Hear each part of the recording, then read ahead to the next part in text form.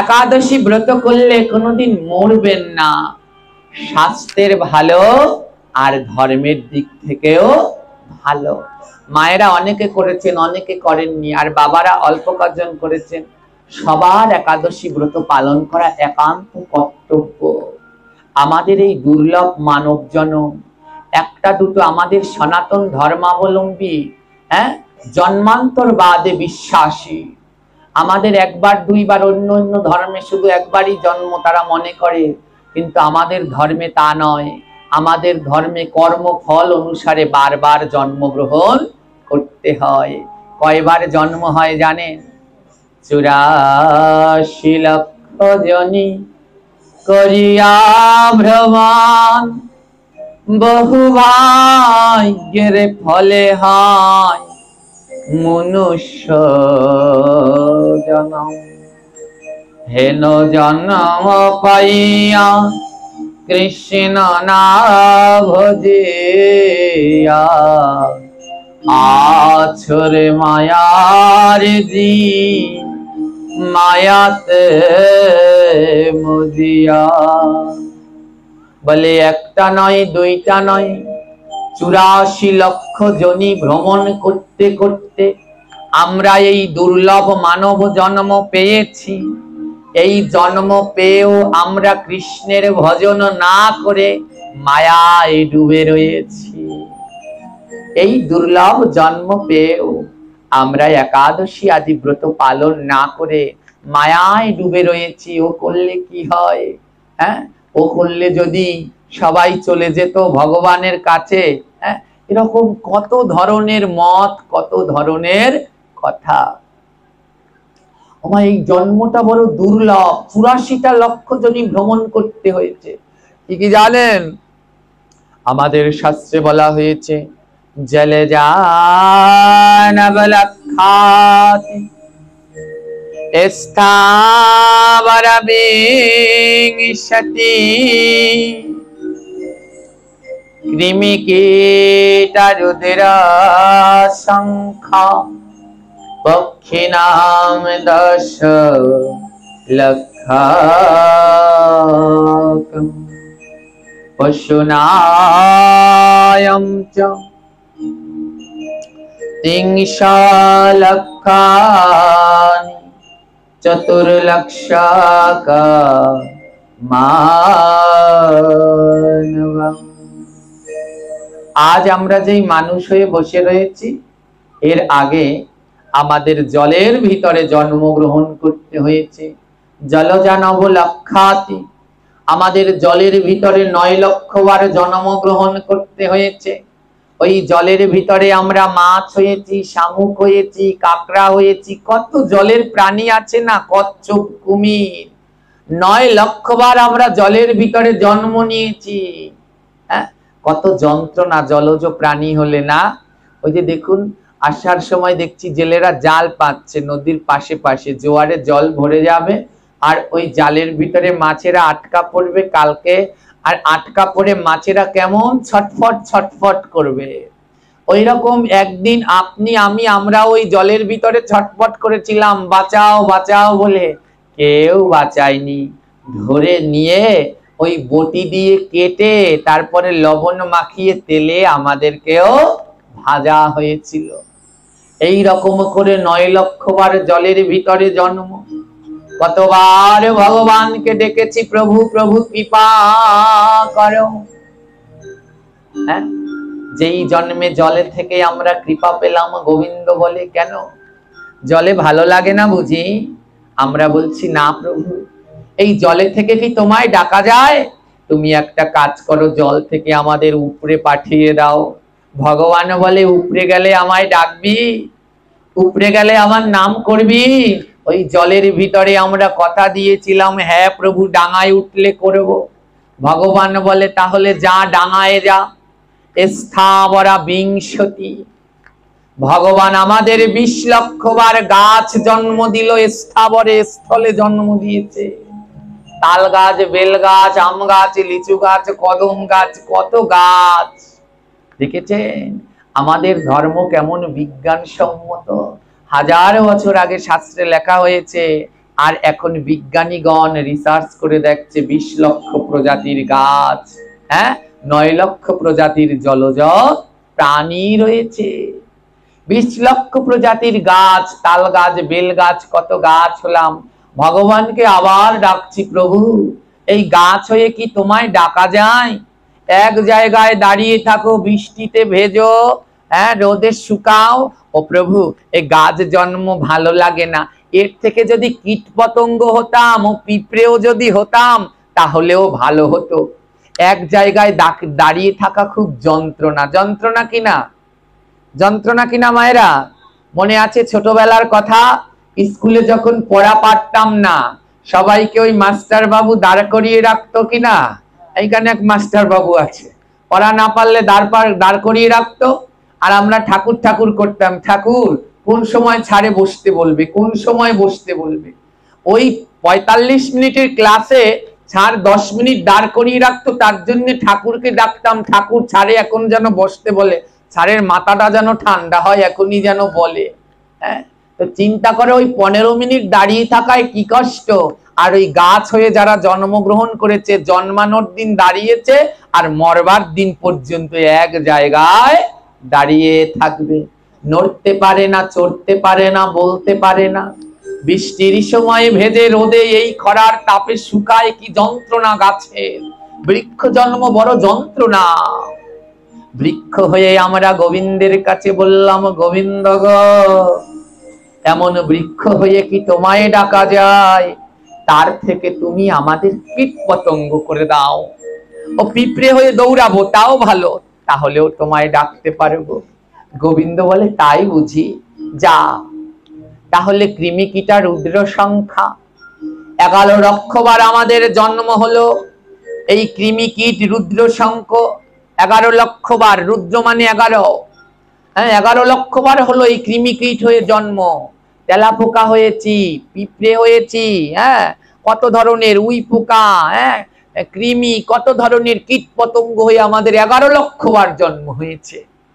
যখন 11 লক্ষবার ওই কীট পতঙ্গ হলাম, ওমা এই কীট পতঙ্গ পোকামাকড় কারা খেয়ে ফেলে?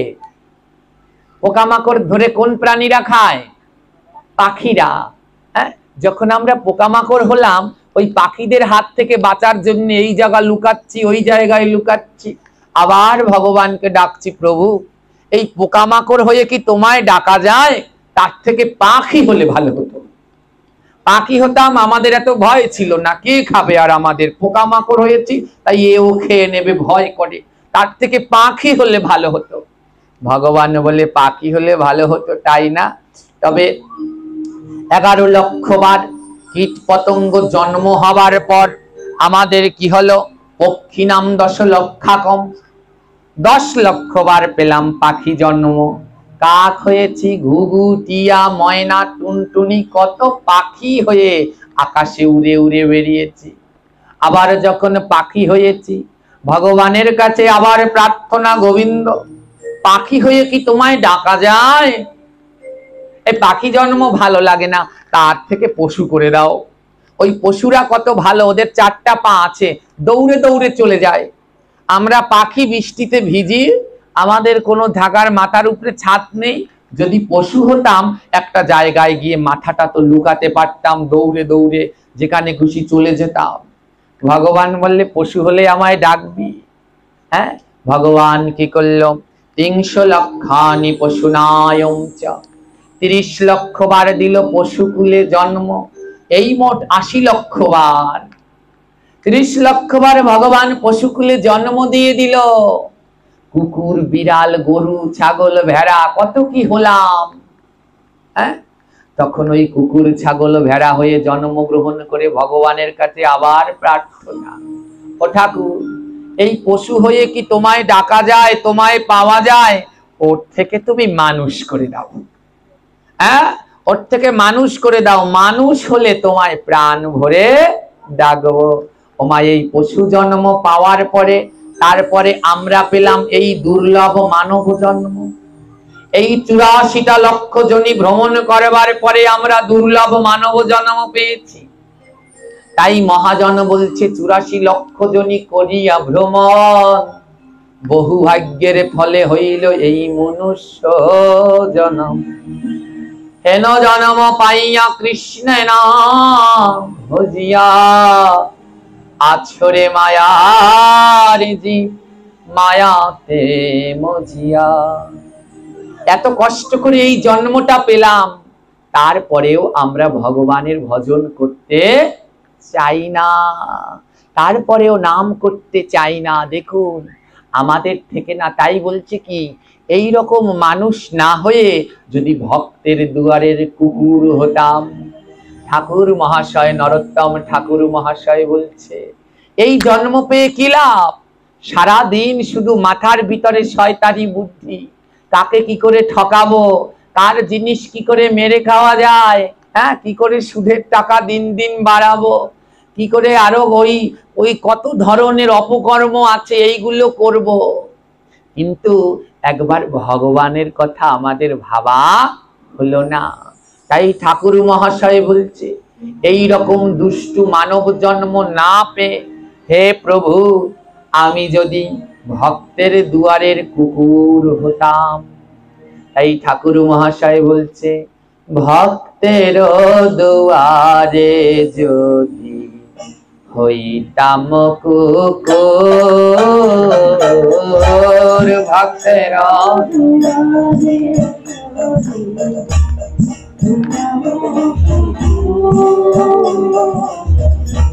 এটো দিয়া তারায়িত বৈষ্ণব ঠাকুর,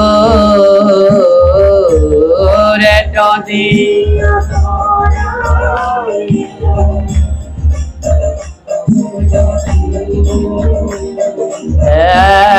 ভক্তের দুয়ারে হইতাম কুকুর, ভক্তের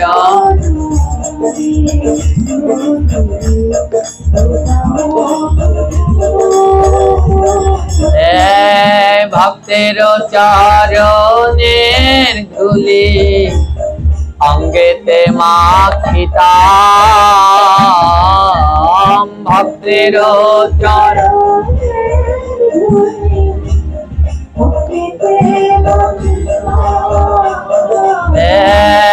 ভক্তের চরণের ধুলি অঙ্গেতে মাখিতাম। ভক্তের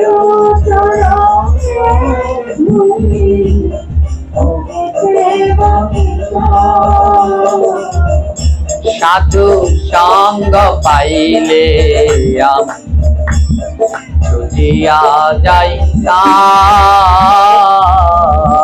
সাধু সঙ্গ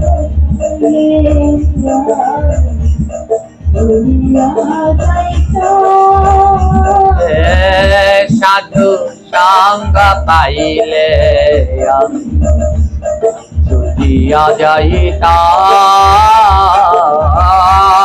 সাধু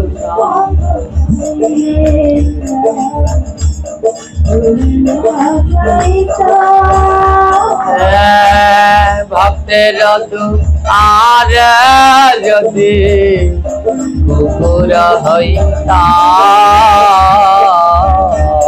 ভক্তের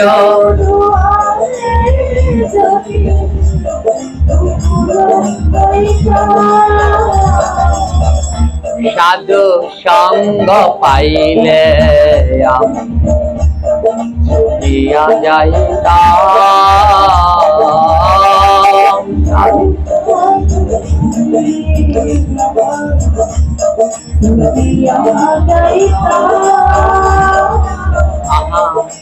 ঠাকুর মহাশয় বলছে, এই মানব জন্মকে কি লাভ আছে? এর থেকে ভক্তের দুয়ারে যদি কুকুর হতাম। আরে আমরা তো কুকুরের মতো যা পাই তাই খাই, আর ভক্তের দুয়ারে কুকুর হলে ভক্ত যে গোবিন্দের প্রসাদ পেত, আমাকেও সেই প্রসাদ দিত। হ্যাঁ, ওই ভক্তের দুয়ারে যদি কুকুর হতাম, ভক্ত যেখানে যেত, ওই ভক্তের বাড়িতে, আমার ভক্তের বাড়িতে সাধুগুরু বৈষ্ণব আসে, আর ভক্তের বাড়িতে সাধুগুরু বৈষ্ণব আসলে ভক্তের বাড়িতে সাধুগুরু বৈষ্ণবের চরণ ধুলাও পড়ে। বলে এই মানব জন্ম পেয়ে তো ভক্তের চরণ ধুলা পাওয়া হলো না, ওর থেকে যদি সাধুগুরু বাড়িতে জন্মাতাম ওই ভক্তের চরণ ধুলায় অঙ্গে মাখতাম। আর কি করতাম জানো? ওই ভক্ত আমার যেইখানে যেইখানে সাধু সঙ্গে যায়, আমি ভক্তের সাথে সাথে সাধুর সঙ্গ করেতে ছুটে যাইতাম।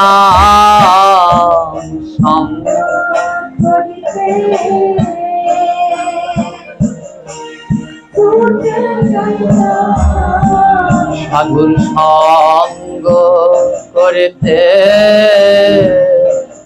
ছুটে যাইতাম।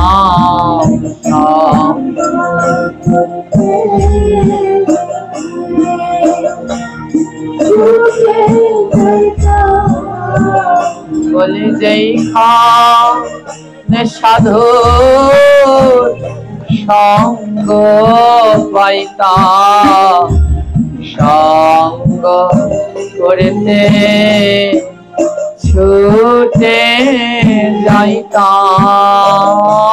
যেইখানে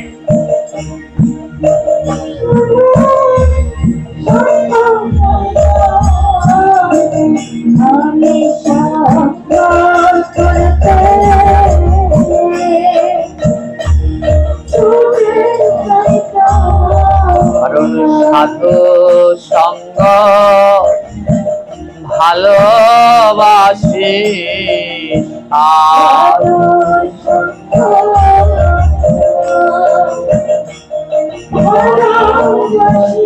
আমি সাধু সঙ্গ ভালোবাসি।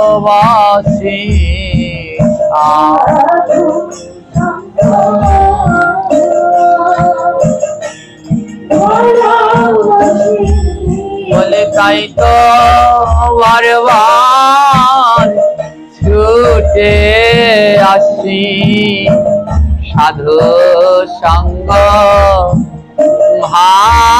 ভালোবাসি।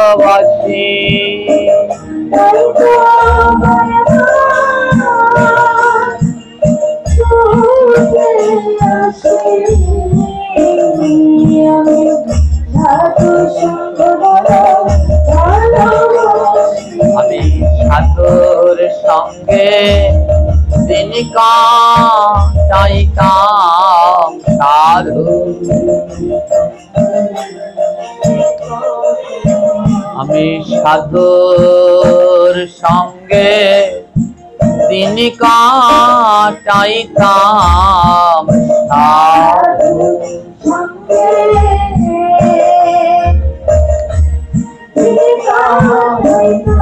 বলে যদি সাধুর সঙ্গ পাইতাম, সাধুর সঙ্গে দিন কাটাইতাম। যদি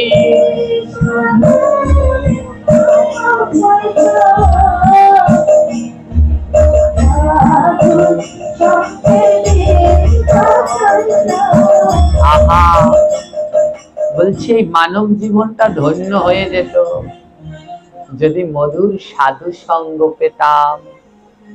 ওমা, সাধু সঙ্গ না করলে জগতে যে কিছু শেখা যায় না। আজ আমরা তো মানব জন্ম পেয়ে একাদশী করি না, দেখুন সাধুর সঙ্গ যদি না হয় তাহলে এই ব্রত আদি অধ্যয়ন দান ধ্যান হয় না। তার জন্য সাধু সঙ্গ দরকার। সাধু সঙ্গ পেলে, নিচুকুলে জন্মগ্রহণ করলেও তার ভিতরে জ্ঞান ভক্তির উদয় হয়। আজ আগে ভক্তের কথা বলি। শ্রীধাম নবদ্বীপ, নবদ্বীপে আজও রয়েছে। নবদ্বীপে আজও গেলে আপনারা দর্শন করে আসবেন। এই নবদ্বীপে রয়েছেন রাধারমন, রাধারমন দাস, রাধারমন চরণ দাস বাবাজি মহারাজ। রাধারমন বলে একটা গণ আছে। এই রাধারমন গণের সেই রাধারমন চরণদাস বাবাজি বলে নবদ্বীপে এক শুদ্ধ মহাত্মা, হ্যাঁ, বেশ কিছু বছর হয়েছে, হ্যাঁ, আগে তিনি বিরাজ করতেন এই নবদ্বীপ ধামে, রাধারমন চরণদাস বাবাজি মহারাজ। সবাই তাকে, হ্যাঁ, বড় বড় বাবাজি বলে জানতেন। নবদ্বীপের বড় মহারাজ বলে ডাকতেন এই রাধারমন চরণদাস বাবাজি মহারাজকে। হ্যাঁ, এই রাধারমন চরণদাস বাবাজি মহারাজ, একে সবাই বড় বাবাজি বলে ডাকতো। এই বড় বাবাজি মহারাজ নবদ্বীপ পরিক্রমার সময়কার ঘটনা দেখুন। সাধু সঙ্গের কি ফল, হ্যাঁ, সাধু সঙ্গের কি ফল। এই ভাগবত না হলে, সাধু সঙ্গ না হলে আমরা জীবনে কিছু শিখতে পারবো না, হ্যাঁ, শিখতে পারবো না। তো একটা প্রাণী, নিচুকুলের প্রাণী কি করে শিক্ষা গ্রহণ করলো? রাধারমন চরণদাস বাবাজি মহারাজ আজ কি করেছে? সমাজবাড়ি, হ্যাঁ, সমাজবাড়ি যদি যান নবদ্বীপে, সমাজবাড়ি দর্শন করে আসবেন। মহাপ্রভুর দুটি জায়গায় তার জন্মস্থান বলে, হ্যাঁ, দাবি করা হয়। একটা রয়েছে নবদ্বীপে, আরেকটা রয়েছে মায়াপুরে। এই নবদ্বীপে যেইখানে রয়েছে ওই সমাজবাড়ির সাধুরা সেইখানে আছে। তো একবার রাধারমন চরণদাস বাবাজি মহাপ্রভুর সেই জন্মস্থান থেকে, হ্যাঁ, তিনি নগর সংকীর্তন বের করেছেন। নগর কীর্তন চেনেন মায়েরা আপনারা? নগর কীর্তন হয় এই বৈশাখ মাসে, ঘুরে ঘুরে প্রত্যেকের বাড়িতে বাড়িতে হয় আপনাদের এলাকায়, বা এই নগর কীর্তন ঘুরে ঘুরে সবার বাড়িতে বাড়িতে হয়। তো রাধারমন চরণদাস বাবাজি আজ নগর কীর্তন শুরু করেছেন, সবার বাড়িতে ঘুরে ঘুরে এই নগর কীর্তন গাইছেন। তো শুরুটা করেছেন মহাপ্রভুর জন্মস্থান থেকে। ওমা, লক্ষ্য করে দেখবেন নগর কীর্তন যেইখান থেকে শুরু হয় সেইখানে কিন্তু বেশি ভক্ত হয় না। যেখান থেকে শুরু হয়, যখন ওই সামনের দিকে আগায় দেখবেন ভক্ত কেবল বাড়তে আছে। যেখান থেকে শুরু হয় আর যারা শুরু করে তারা কিন্তু বলতে পারে কয়জন ভক্ত আছে আর কয়জন ভক্ত নাই। তো আজকে নগর কীর্তন শুরু হয়েছে। এবারে রাধারমন চরণদাস বাবাজি যখন মহাপ্রভুর বাড়ি থেকে নগর কীর্তন শুরু করেছে, দেখে সেইখানে একটা কুকুর, একটা মেয়ে কুকুর, কালো রঙের একটা মেয়ে কুকুর। বাবাজি যখন, হ্যাঁ, নাম করতে করতে রওনা দিয়েছেন, হ্যাঁ, এই সমাজবাড়ি গণে, হ্যাঁ, এই রাধারমন পরিবারে এরা কীর্তন করে একটু আলাদা। এদের কীর্তন হচ্ছে ভজ নিতাই গৌর রাধে শ্যাম, হরে কৃষ্ণ হরে রাম, ভজ নিতাই গৌর রাধে শ্যাম, হরে কৃষ্ণ হরে রাম,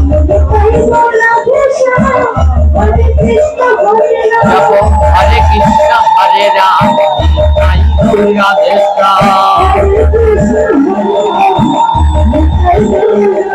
ভজ নিতাই গৌর রাধে শ্যাম, ভজ নিতাই গৌর রাধে শ্যাম।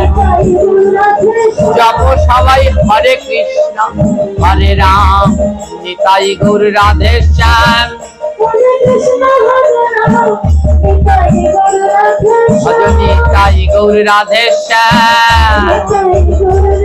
বলো হরে কৃষ্ণ হরে রাম, নিতাই গৌর রাধে শ্যাম।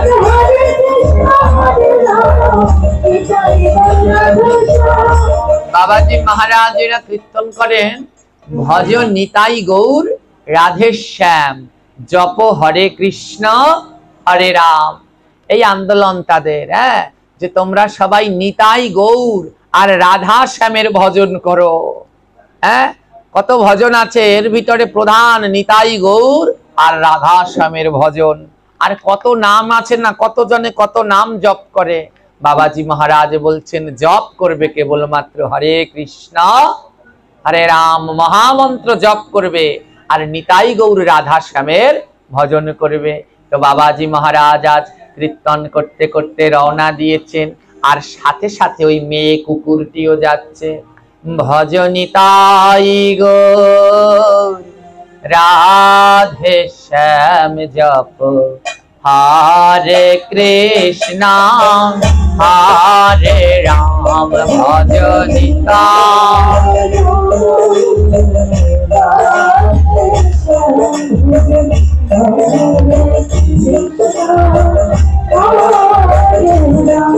भजनिता गो राधे श्याम जप हरे कृष्णा हरे राम भजनिता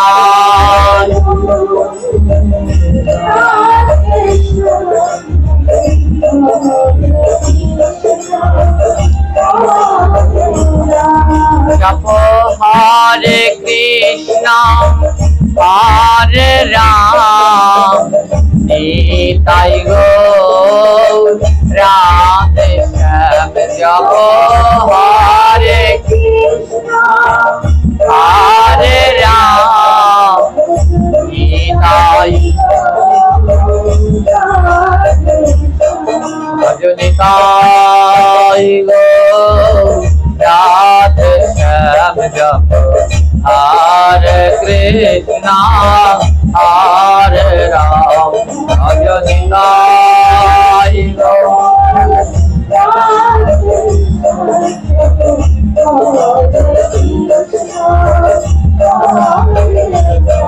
जप हरे कृष्णा हरे राम भजनिताई गौर राधे श्याम जप हरे कृष्णा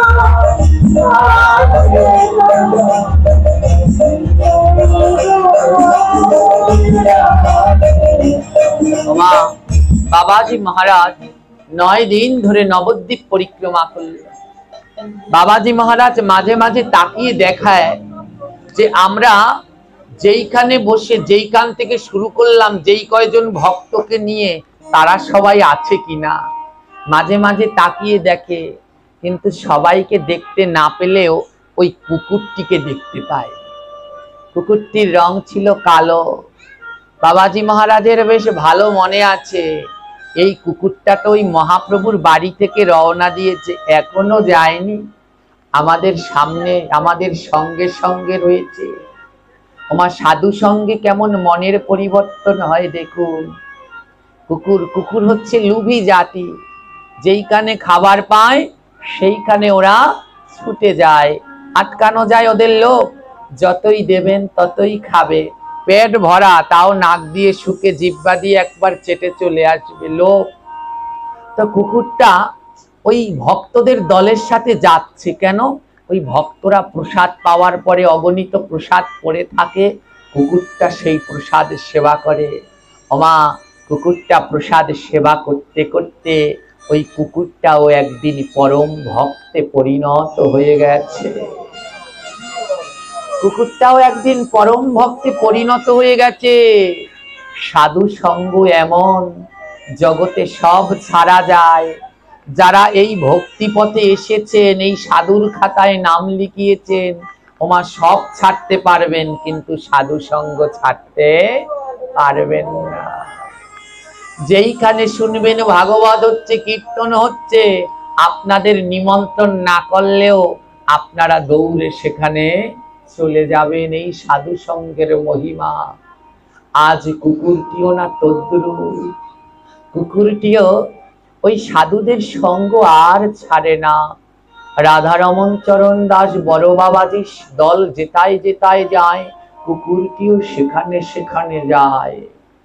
ওমা যেতে যেতে বড় বাবাজি প্রতিদিন ওই কুকুরটাকে চোখে পড়ে। তো দেখতে দেখতে একদিন একাদশী ব্রত এসেছে, খুব মন দিয়ে শুনবেন, দেখতে দেখতে একদিন একাদশী ব্রত এসেছে। বড় বাবাজির একটা নিয়ম ছিলেন, সন্ন্যাসী তো, বড় বাবাজি ছিল বড় নিষ্ঠাবান সন্ন্যাসী। তারা ভিক্ষা করে জীবন যাপন করত, কিন্তু এক মুঠো চাল আশ্রমে জমা রাখতো না। যেদিন যা ভিক্ষা করে পেত সেই দিন তা দিয়ে ভক্ত সেবা দিয়ে দিত। এই ছিল বড় বাবাজির আদর্শ। বড় বাবাজির প্রিয় ভক্ত ছিল, নাম ছিল তার নবদ্বীপ দাস। তো আজকে বড় বাবাজি দেখতে দেখতে একাদশী ব্রত এসেছে। একাদশীর দিন কিন্তু রাত্রবেলায়, দিনের বেলায় তো ঘুমাতে নেই, রাত্রবেলায়ও শাস্ত্র অনুসারে একাদশীর দিন ঘুমাতে নেই, রাত্রি জাগরণ। হ্যাঁ, যতটা পারেন আজকে এই যে একাদশী যারা করেছেন, যতটা রাত্রি জাগরণ করতে পারবেন ততই উত্তম। তো একাদশীর দিন ওই আশ্রমে সারা রাত্র ধরে ভাগবত পাঠ হয়। এবার বাবাজি মহারাজ দেখে কি ওই কুকুরটা বসে বসে ভাগবত শুনছে, আর বাবাজি লক্ষ্য করছে কুকুরটা কিছুতেই সাধু সঙ্গ ছেড়ে যায় না। বাবাজি একটু পরীক্ষা করছে, দেখি তো এই কুকুরটা আদৌ কি, যেখানেই আমাদের ভাগবত, যেখানেই আমরা যাই কুকুরটা দেখি সেখানে সেখানে যায়, দেখি তো আদৌ ব্যাপারটা কি। বাবাজি মহারাজ নবদ্বীপকে ডাকছেন। নবদ্বীপ বাবাজির প্রিয় শিষ্য নবদ্বীপ দাস ডেকে বলছে, নবদ্বীপ একটা কাজ কর, কটা রুটি নিয়ে আয়, রুটি এনে ওই কুকুরটাকে দে, রুটি এনে কুকুরটাকে দে। আমার দেখছে যে কুকুরটা কি ভক্ত না লোভী। হ্যাঁ, নবদ্বীপ দাস কটা রুটি এনেছে, রুটি এনে এবার ওই কুকুরটাকে দিয়েছে, ঘি মাখিয়ে রুটি এনে কুকুরটার সামনে দিয়েছে। ওমা যেই না কুকুরটার সামনে রুটি দিয়েছে, কুকুরটা মুখটা ফিরিয়ে নিয়েছে, কুকুরটা মুখটা ফিরিয়ে নিয়েছে, আর মুখ ফিরিয়ে নিয়ে দুই নয়নের জল, দুই নয়ন থেকে জল ঝরছে। নবদ্বীপ দাস বড় বাবাজিকে জিজ্ঞেস করছে, বাবাজি কুকুরটাকে রুটি দিলাম, কুকুরটা তো খেলো না, মুখটা ফিরিয়ে নিয়ে দুই নয়নের জলে কেমন ভাসছে, এর কারণ কি? বাবাজি এই লীলা দর্শন করে বাবাজির দুই নয়ন থেকে অঝোর ধারায় জল ঝরছে। বাবাজি মহারাজ বলে, নবদ্বীপ তুই এখনো বুঝতে পারলি না, ওটা কোনো সাধারণ কুকুর না। ভক্ত সঙ্গ করতে করতে ওই কুকুর বুঝে গেছে একাদশীর দিন পঞ্চশস্য খেতে না।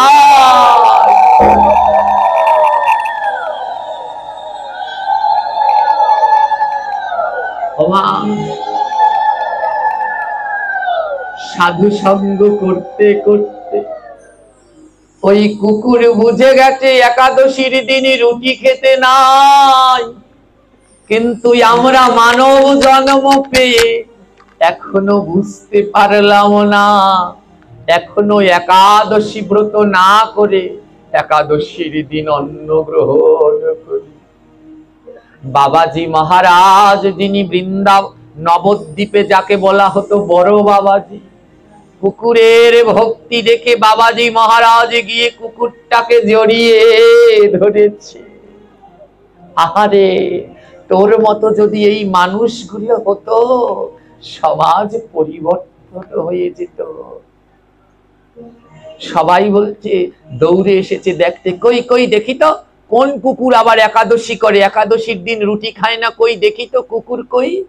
বাবাজি মহারাজে বলে, সাবধান, আজ থেকে আর একে কেউ কুকুর বলবে না, আজ থেকে আমি এর নাম রাখলাম ভক্ত মা। ওই মহিলা কুকুর বলছে, আজ থেকে আর কেউ কুকুর বলবে না, এর নাম রাখলাম আমি ভক্ত মা। সেই দিনই থেকে সেই কুকুরটা বড় বাবাজির আশ্রম ছেড়ে কোথাও যায় না।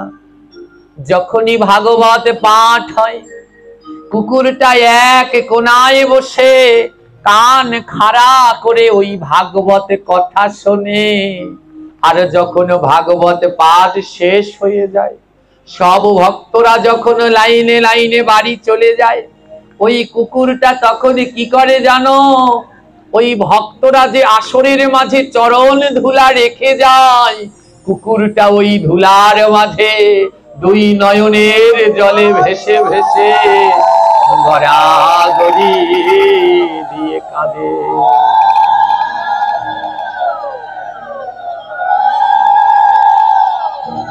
এমন ভক্ত কুকুর হয়েছে, কুকুরটাকে কেউ কিছু খেতে দিলে খায় না। গোবিন্দের ভোগ হবে, সেই প্রসাদ ভক্ত গ্রহণ করবে, তারপরে যদি উচ্ছিষ্ট দেয় তবেই সেই কুকুর গ্রহণ করে। বাবাজি মহারাজ কি করে, প্রতিদিন ভাগবত পাঠ শেষ হলে, এই আমরা যেরকম পাঠ শেষ হলে ব্যাসাসন থেকে নেমে ভক্তের সাথে আলিঙ্গন করি, বড় বাবাজি ভাগবত পাঠ শেষ হলে কোনো মানুষের সাথে আলিঙ্গন করে না, ওই কুকুরটাকে গিয়ে বুকের মাঝে জড়িয়ে ধরে।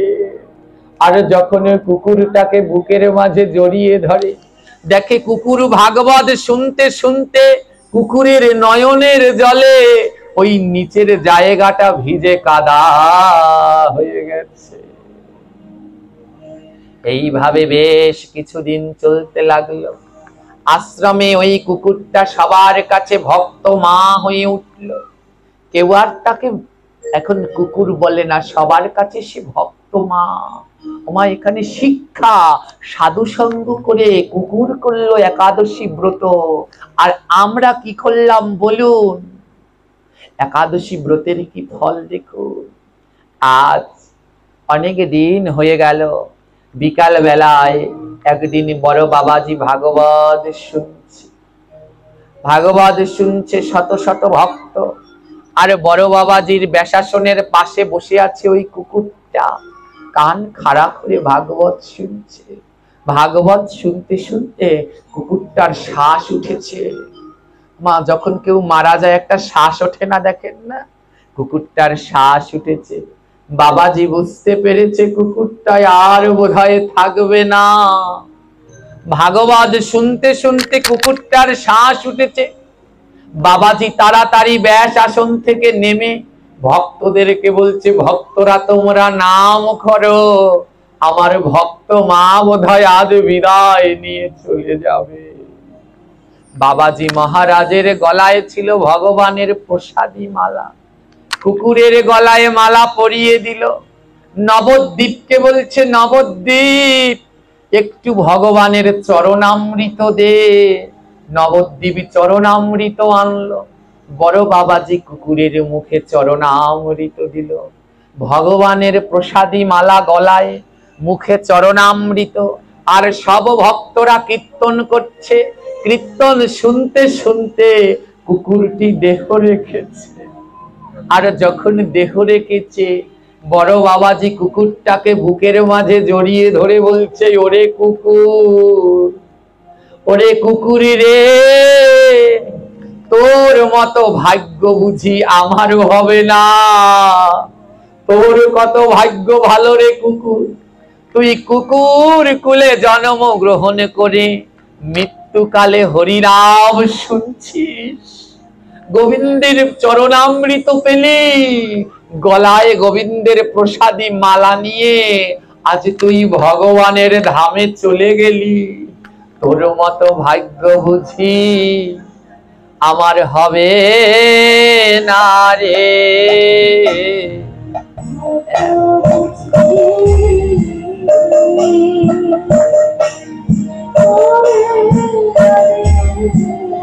এমন ভাগ্য আমার হবে না রে।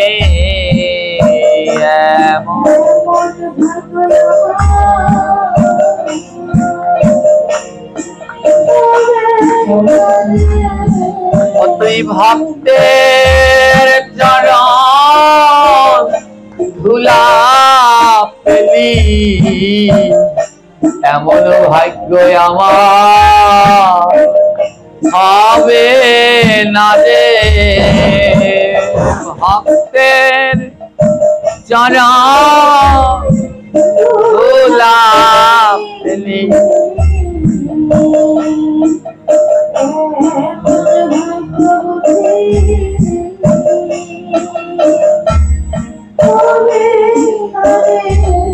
বাবাজি কেঁদে কেঁদে বলছে, আহা তুই কুকুর আর আমরা মানুষ, আমাদের কয়জনার ভাগ্যে হয়েছে বা হবে মৃত্যুকালে আমরা ভক্তের মুখে নাম শুনব, গোবিন্দের চরণামৃত মুখে দিয়ে মারা যাব। বিভিন্ন জায়গায় শুনি, হ্যাঁ, এই যে কালকে পরশু দিনকে শুনেছি একজন মারা গেছে, হ্যাঁ, তার বউ ফোন দিয়েছে আমায়, কেঁদে কেঁদে বলছে, বাবাজি আপনার বাবা দোকান বাজার থেকে ইলিশ মাছ এনেছে, ইলিশ মাছ এনেছে, আমি স্বাদ করে রান্না করেছি, একবেলা খেয়েছে, রাত্রেও খাবে বলেছে, রাত্রে আর খেতে পারেনি, দুপুরবেলা মারা গেছে।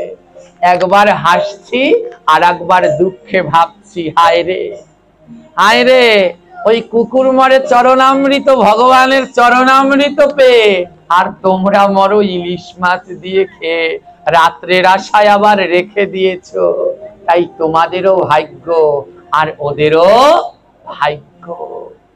আজ বাবাজি মহারাজ কি করেছে, ওই কুকুরের জন্য পুষ্প বিমান তৈরি করেছে। পুষ্প বিমান বোঝেন বাবা, যে আমরা মারা গেলে পরে নেয় না চার দোলায় সাজিয়ে, কুকুরের জন্য বাবাজি মহারাজ ফুল দিয়ে ওই বিমান বানিয়েছে। আর কুকুরটাকে কাঁধে নিয়ে বল হরি বল হরি বলে বলে গঙ্গার ঘাটে নিয়ে গেছে। গঙ্গার ঘাটে নিয়ে ভক্তদের সাথে করে কুকুরটাকে গঙ্গার তীরে সমাধি দিয়েছে। গঙ্গার তীরে কুকুরটাকে সমাধি দিয়েছে। বাবাজি মহারাজের মনটা অনেক খারাপ, কারণ ভক্ত মা বড় ভক্ত ছিল। 10 দিন কেটে গেল। বাবাজি মহারাজ নবদ্বীপ দাসকে ডেকে বলছে, শোন নবদ্বীপ, আমরা ভক্ত মায়ের মহোৎসব করব। এই কুকুরের নামে আমরা মহোৎসব করব, ভক্ত মায়ের নামে মহোৎসব করব। নবদ্বীপ বলে, বেশ বাবা, তবে তাই হবে। নবদ্বীপকে বলছে, শোন, তোর দায়িত্ব, নবদ্বীপ তোর দায়িত্ব নিমন্ত্রণ করার। এই নবদ্বীপে যত ভক্ত আছে সবাইকে গলায় বস্ত্র দিয়ে করজোড়ে নিমন্ত্রণ করবি আমাদের ভক্ত মায়ের মহোৎসব। আর ভক্ত মায়ের স্বজাতিদেরকে দেখলে ধুলন্টিত হয়ে নিমন্ত্রণ করবি। ওমা ভক্ত মাকে বুঝতে পেরেছেন? কে বলুন তো? ওই কুকুরটি। বলছে ভক্ত মায়ের স্বজাতি, অর্থাৎ অন্য কুকুরদেরকে দেখলে তাদেরকেও নিমন্ত্রণ করবি। আর নবদ্বীপে যত সাধু আছে তাদেরকেও নিমন্ত্রণ করবি। নবদ্বীপ গলায় বস্ত্র নিয়ে নবদ্বীপের যত কৃষ্ণ ভক্ত আছে সবার দ্বারে দ্বারে গিয়ে ভক্ত মায়ের নিমন্ত্রণ দিচ্ছে। আর রাস্তার ভিতরে যত কুকুর পাচ্ছে ওই কুকুরদেরকেও নিমন্ত্রণ দিচ্ছে। নবদ্বীপ দাসের সাথে দেখা হলো প্রথম একটা কুকুর। সেই কুকুরের গায়ের রং গৌরবর্ণ। নবদ্বীপ দাস করজোরে কুকুরকে নিমন্ত্রণ করছে। জায়গাটা মন দিয়ে শুনবেন। করজোরে নিমন্ত্রণ করছে, হে ভক্ত মায়ের ভক্ত, আগামী পরশুদিন আমাদের ভক্ত মায়ের বৈষ্ণব সেবা, তুমি সেই বৈষ্ণব সেবায় যাবে, ভক্তদের প্রসাদ পাওয়াবে, তারপরে তুমি প্রসাদ পাবে। নিমন্ত্রণটা কি করেছে বুঝতে পেরেছেন? ভক্তদের প্রসাদ পাওয়াবে, তারপরে তুমি প্রসাদ পাবে। প্রথম কুকুরটাকে নিমন্ত্রণ করলো এই বলে। নবদ্বীপ ঘুরে ঘুরে যত কুকুর ছিল সবাইকে নিমন্ত্রণ করলো। নবদ্বীপ ঘুরে ঘুরে যত ভক্ত ছিল সবাইকে নিমন্ত্রণ করলো। নবদ্বীপে সব থেকে সম্মানীয় জায়গা হচ্ছে বড় আকরা। এই বড় আকরায় শুদ্ধ বাবাজি ভক্তরা থাকে। বড় আকরায় নিমন্ত্রণ দেয়া হলো। দেখতে দেখতে ভক্ত মায়ের মহোৎসব চলে আসলো। রান্না বাড়া শুরু। হাজার খানিক ভক্তবৃন্দের রান্না বাড়া, শত শত ভক্তবৃন্দের রান্না বাড়া শুরু। দুপুর বেলায় ভক্তরা প্রসাদ পাবে। আমার রান্না হয়ে গেছে প্রায়। হ্যাঁ, বাবাজি মহারাজের আনন্দ, আজ ভক্ত মায়ের মহোৎসব, বড় বাবাজির আনন্দ, রান্না প্রায় হয়ে গেছে। দুপুর বেলায় দলে দলে ভক্তরা রওনা দিয়েছে। বড় বাবাজির আশ্রমে যাচ্ছি, ভক্ত মায়ের মহোৎসব। সবাই জানে না যে ভক্ত মা একটা কুকুর। যখন ওই গুরু গোসাইরা দলে দলে রওনা দিয়েছে, একটা লোক এসে বলছে, তোমরা যাচ্ছ কোথায়? সবাই বলে, আজকে বড় বাবাজির আশ্রমে মহোৎসব, ভক্ত মায়ের মহোৎসব, আমরা সবাই মহোৎসবে যাচ্ছি। দুষ্টু লোক বলে, ওই ভক্ত মাকে তোমরা জানো? সব সাধুরা বলে, না তো। দুষ্টু লোকটা বলে, ভক্ত মা হচ্ছে একটা কুকুর।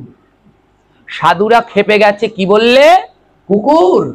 কুকুরের নামে বৈষ্ণব সেবা দিচ্ছে, আর আমরা এই নবদ্বীপের বড় বড় সাধু আমাদেরকে খেতে ডেকেছে কুকুরের বৈষ্ণব সেবায়। বড় বড় সাধুরা সবাই বলছে না, আমরা কুকুরের বৈষ্ণব সেবায় যাব না। কোন সাধুরা আসলো না।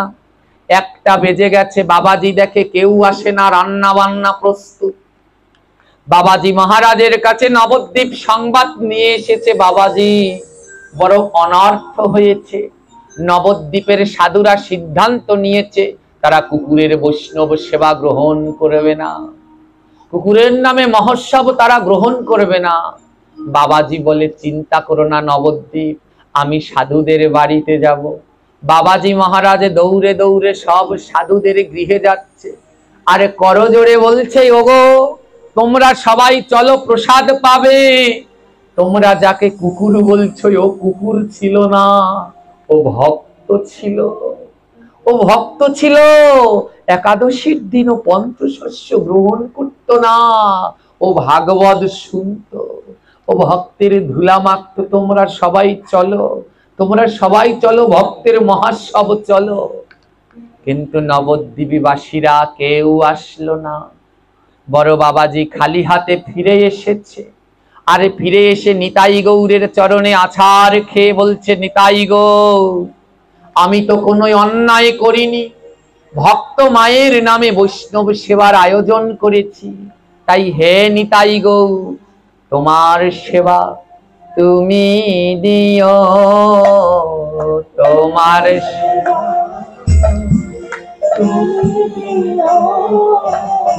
তোমার সেবা তুমি দিও, তোমার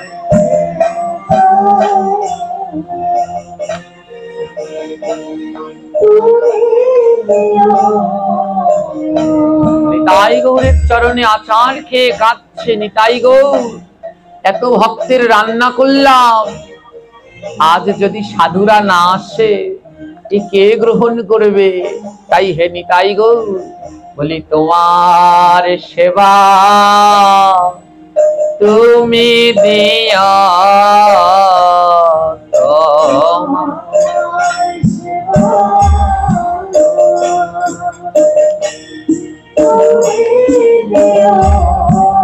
বলি আমি সেবা জানি না গো, তোমার সেবা তুমি দিও, আমি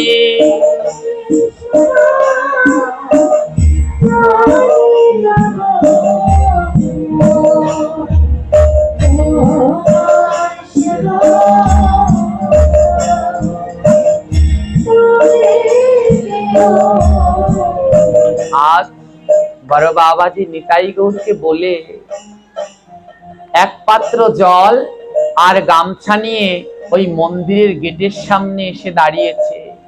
আমার বাড়িতে ভক্ত বৈষ্ণব আসলে প্রথম চরণ জল করতে হয়, তো বাবাজি মহারাজ জল আর গামছা নিয়ে মন্দিরের গেটের সামনে দাঁড়িয়েছে, তার মনে বিশ্বাস ভক্তরা আসবে। ওমা যখন 1:30 বেজে গেছে, তাকিয়ে দেখে কোনো মানুষ ভক্ত আসে নাই, তবে কুকুর আসছে। 1টা 2টো কুকুর নয়, 150 কুকুর লাইন দিয়ে, 150 কুকুর ওই গেটের ভিতরে লাইন দিয়েছে। বাবাজি মহারাজ অবাক হয়ে গেলেন, একই অবস্থা। জগতে 5টা কুকুর যদি এক জায়গায় থাকে, কি শুরু করে? মারামারি কামড়া কামড়ি শুরু করে। বাবাজি দেখলেন 150 কুকুর এক জায়গায়, কিন্তু কামড়া কামড়িও করছে না, মারামারিও করছে না, সবাই লাইন দিয়ে দাঁড়িয়েছে। বাবাজি মহারাজ ওই চরণ ধৌত করবার জন্য পাত্র পেতে রেখেছে, আর একটা একটা কুকুর এসে ওই পাত্রের উপরে দাঁড়াচ্ছে, আর বাবাজি মহারাজ তাদের চরণ ধৌত করছে। বাবাজি কুকুরের চরণ ধৌত করছে। আজ সেই 150 কুকুরের চরণ ধৌত করে সেই চরণামৃত ওই দরজার পাশে রেখে দিয়েছে। আর কি করেছে জানো? ওই 150 কুকুরের জন্য 150 আসন পেতে দিয়েছে। ওমা এই ঘটনাটা বেশি দিনের নয়, আজ থেকে 20-30 বছর আগের। অনেকে দেখেছে এই লীলাটা সাক্ষাৎ। এই লীলাটা অনেকে চোখে এখনো, এই লীলাটা যারা দেখেছে তারা এখনো বেঁচে আছে অনেকে। বড় বাবাজি মহারাজ আসন পেতে দিয়েছে, 150 আসন। 150টা কুকুর ওই আসনের উপরে গিয়ে বসেছে। চিন্তা করেন, এমনও কখনো হয়? এই রকম না জগতে কোনোদিন হয়েছে আর না কোনোদিন হবে। আজ অব্দি পৃথিবীর ইতিহাসে হয়নি। 150 কুকুর আসনে বসেছে, আর 150 কুকুর বসেছে। সবার সামনে সামনে পাতা দেয়া হয়েছে, গ্লাসে করে জল দেয়া হয়েছে। সবাই সামনে সামনে প্রসাদ দিয়েছে, অন্ন ডাল শুক্তো ব্যঞ্জন সব সারি সারি দিয়েছে। 150 কুকুর নীরব হয়ে বসে রয়েছে। প্রসাদ দেওয়ার পরে প্রসাদের মন্ত্র দিতে হয়। 150 কুকুর বসে রয়েছে। কুকুরের সামনে খেতে দিলেই কুকুর খপ করে খায়, কিন্তু 150 কুকুরের সামনে প্রসাদ দিয়েছে, কুকুর খায় না। 150 কুকুর প্রসাদ সামনে নিয়ে বসে রয়েছে। বড় বাবাজি প্রসাদের মন্ত্র দিচ্ছে। ওমা যেই প্রসাদের মন্ত্র দেয়া হয়েছে, ওই যে একটা কুকুরকে বলেছিল, কুকুর তুমি নিমন্ত্রণে এসো, সবাইকে প্রসাদ পাওয়াবে, তারপরে তুমি পাবে। সেই গৌরবর্ণের কুকুরটা এসে সবার সামনে সামনে ওই হেঁটে হেঁটে নাক দিয়ে শুকে শুকে আবার দরজার বাইরে চলে গেছে। কেউ কিছু বুঝতে পারলো না ব্যাপার কি হচ্ছে। যেই প্রসাদের ধ্বনি দিচ্ছে, সবাই মিলে প্রসাদের জয় জয় ধ্বনি দিচ্ছে। 150 কুকুর একসাথে প্রসাদ সেবা করা শুরু করে।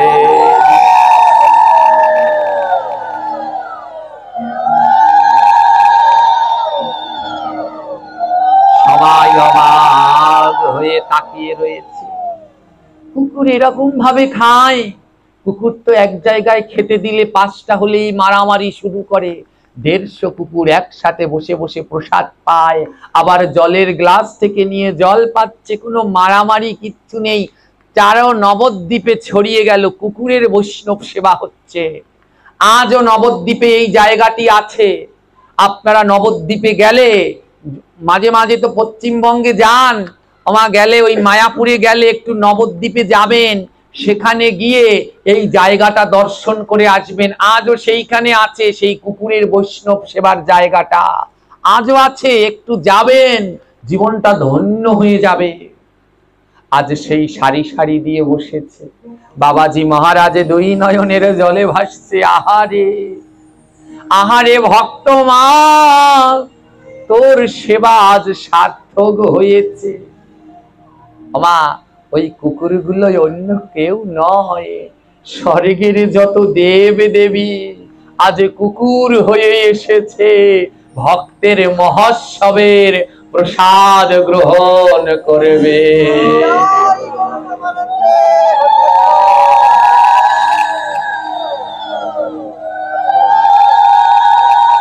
আজ নবদ্বীপ বাসীরা দেখতে এসেছে কুকুর বৈষ্ণব সেবা, কুকুরের বৈষ্ণব সেবা। আজও সেই লীলা দর্শন করতে মানুষ সেই জায়গাটায় যায়, কুকুরের বৈষ্ণব সেবা। গিয়ে সেই জায়গাটায় গিয়ে যদি যান, একটা গড়াগড়ি দিয়ে আসবেন। আমার বৈষ্ণব সেবা দেখতে যেই বাবাজিরা কিছুক্ষণ আগে, যেই সাধুরা, যেই সন্তরা কিছুক্ষণ আগে বলেছিল কুকুরের বৈষ্ণব সেবায় যাব আমরা সাধু হয়ে, সেই বাবাজিরা সব দৌড়ে দৌড়ে এসেছে দেখতে। ওমা তারা এসে দেখে অবাক হয়ে গেল। সব কুকুর লাইন দিয়ে বসে পাতায় পেতে পাতায় করে প্রসাদ নিচ্ছে। সবাই বুঝতে পারলো এরা কোনো সাধারণ কুকুর নয়। যখন ওই 150 কুকুর প্রসাদ পাওয়া হয়ে গেছে, যখন তাদের প্রসাদ পাওয়া হয়ে গেছে, কুকুররা যখন উঠে রওনা দিচ্ছে, লাইন দিয়ে যাচ্ছে, ওই যারা কুকুরের বৈষ্ণব সেবা বলে ঘৃণা করছিল, তারা সেই প্রসাদ টেনে টেনে গ্রহণ করছে। ওই কুকুরের প্রসাদ সবাই মিলে গ্রহণ করছে। আর সেই কুকুর আর ওই চরণামৃত গ্রহণ যারা যারা করেছে, সবাই প্রেমে মাতাল হয়ে ধুলার মাঝে হাগৌর হাগৌর বলে গড়া গড়ি দিতে লেগেছে। সবাই বুঝতে পারলো এ কুকুর নয়, এ গৌরের পার্ষদরা এসে আজ সাক্ষাৎ সেবা করেছে। হ্যাঁ, সবাই মিলে সেই কুকুররা যে পাতায় প্রসাদ পেয়েছে সেই কলা পাতা টেনে টেনে যে যেমন পারছে সেবা করছে। নবদ্বীপে আজ প্রেমের ধুম লেগে গেছে, আনন্দের বন্যা, প্রেমবাড়ির বন্যা। দেখতে দেখতে রাত হয়ে গেছে, সারা দিনের অক্লান্ত পরিশ্রম। বড় বাবাজি এবার যেই খাটে উঠেছে একটু শোবে, সারাদিন এত খাটাখাটনি গেছে, যেই খাটে উঠেছে একটু শোবে, ঠিক সেই সময় দরজায় কে যেন ডাকছে, দরজা ধাক্কা দিচ্ছে, কে যেন দরজায় করাঘাত করছে, কে যেন ডাকছে। বড় বাবাজি নবদ্বীপকে ডাকছে, নবদ্বীপ দরজাটা খুলতো, দেখতো কে এসেছে। নবদ্বীপ সেই রাত্র ৮টা-৯টা বাজে দরজাটা খুলেছে। ভগবান মন্দিরে শয়ন দেয়া হয়ে গেছে। দরজাটা খুলেছে, দরজা খুলে নবদ্বীপ দেখে একটা কুকুর দাঁড়িয়ে আছে, একটা কুকুর দাঁড়িয়ে আছে। নবদ্বীপ বলছে, বাবাজি একটা কুকুর এসেছে। বাবাজি ছুটে গেছে, বাবাজি গিয়ে দেখে আমার গৌরাঙ্গের গায়ে যে রং, ঠিক সেই রকম রঙের একটা কুকুর দাঁড়িয়ে আছে।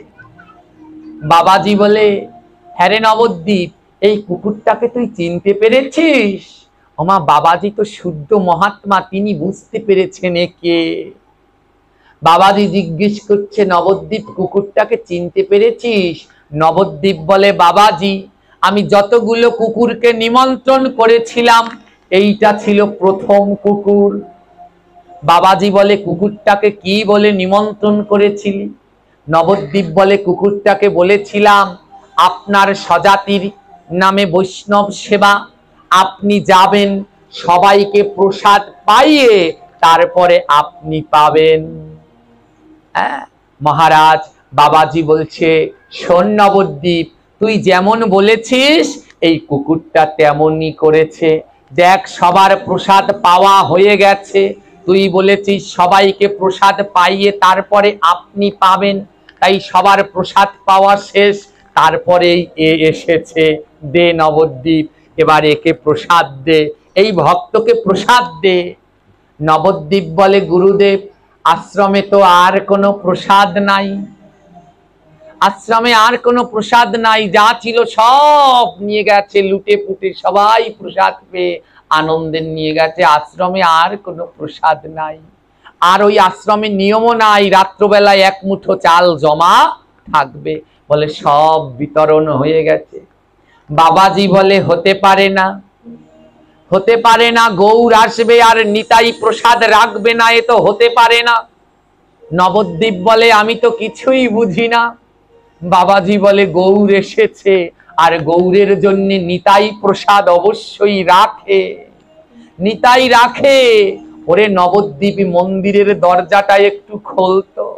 ওমা, নবদ্বীপ গিয়ে মন্দিরের দরজা খুলেছে, গিয়ে দেখে মন্দিরের যে শ্রী বিগ্রহ নিতাই আর গৌর, সেই নিত্যানন্দের হাতে এক থালায় অন্ন ব্যঞ্জন প্রসাদ রয়েছে,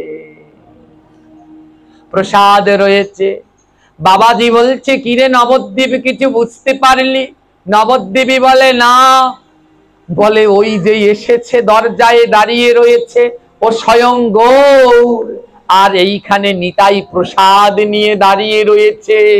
তুই যে নিমন্ত্রণ করেছিলি সবাইকে পাইয়ে তারপরে পাবেন, তাই সবার শেষে আমার গৌর এসেছে। আজ সেই নিত্যানন্দের চরণের কাছে রাখা প্রসাদের থালা নিয়ে সেই গৌর বর্ণধারী কুকুরের সম্মুখে যেই না দিয়েছে, আজি প্রেমানন্দে প্রভু আমার সেবা করিছে, প্রেমানন্দে প্রভু, আজি প্রেমানন্দে প্রভু আমার সেবা করিছে।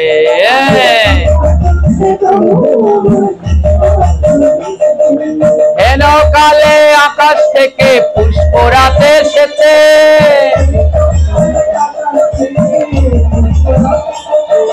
হেন কালে আকাশ থেকে পুষ্পরাতে এসেছে।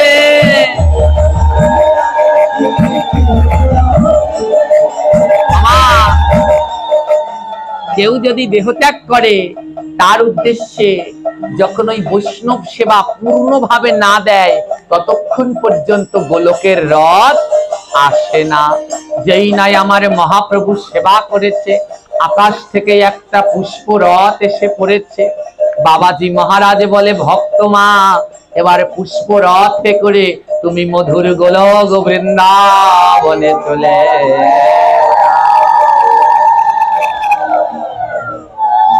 আলোচ্য আদ্যকার এই আলোচনার শিক্ষা কি? একটা কুকুর সাধু সঙ্গ করে সেও একাদশী ব্রত পালন করলো, আর তার নামে মহোৎসব হলো। আমরা মরলে আমাদের নামে হবে কিনা সন্দেহ, কিন্তু যারা একাদশী ব্রত পালন করে তাদের নামে মহোৎসব হয়। আর তাদের মহোৎসবে আমাদের মতো ছাগল পাগল নয়, স্বয়ং দেব দেবীরা আসে প্রসাদ গ্রহণ করতে। আজ ভক্তমা উদ্ধার হয়ে বৈকুণ্ঠ লোকে চলে গেল। তাই এই আলোচনার ভিতর দিয়ে শিক্ষা, আপনাদের সবাইকে একাদশী ব্রত অবশ্যই পালন করতে হবে। ওমা, যারা আজকে একাদশী ব্রত করেননি, আজ ভগবানের নামে এই ভাগবতের কাছে কথা দিয়ে যান, বাঁচি আর মরি পরের একাদশীর দিন থেকে আমরা একাদশী ব্রত পালন করব। পারবেন কেউ কথা দিতে? কে কে আছেন যে পারবেন বাবা পরেরটা দিয়ে করব? বাঁচি আর মরি, মরতে তো একদিন হবেই, হবে কিনা? আমরা পৃথিবীতে অমর থাকতে পারবো মায়েরা? একদিন এই সবকিছু ছেড়ে যেতে হবে। যদি মরি তবে একাদশী ব্রত পালন করে মরবো। কেউ একজনও আছেন যে আমায় হাত তুলে কথা দেবেন যে আমি একাদশী ব্রত পালন? বা তিনটা হাত, চারটা, আর কেউ আছেন যারা যারা আজকে হাত তুলবেন যে আমরা একাদশী ব্রত পালন করব? ভাগবতের সামনে, ভগবানের সামনে আজ তাদের উদ্দেশ্যে ধ্বনি দেব যেন সব অপরাধ ক্ষমা করে আমার গোবিন্দ তাদের কৃপা বাড়ি প্রদান করে। জোরে তুলুন, কারা কারা পরের একাদশী থেকে করবেন? যারা যারা করছেন তারাও তুলুন, আর যারা যারা করবেন তারাও তুলুন। আর এই কয়জন শুধু বাদ যাবেন, তবু আপনারা একাদশী করবেন না। আপনাদের চরণে পড়ে বলছি, সবাই দু হাত তুলুন, ভগবানের উদ্দেশ্যে কথা দিয়ে যান। দুটি হাত তুললে ভগবান আপনাদের সাহায্য করবে, আপনাদের জীবন বৃথা যাবে না। জয় জয় শ্রীনিতাই গৌর প্রেমানন্দে, হরি হরি বল। আজ যারা দুটো হাত তুলেছেন, আপনাদের এই হাত তোলা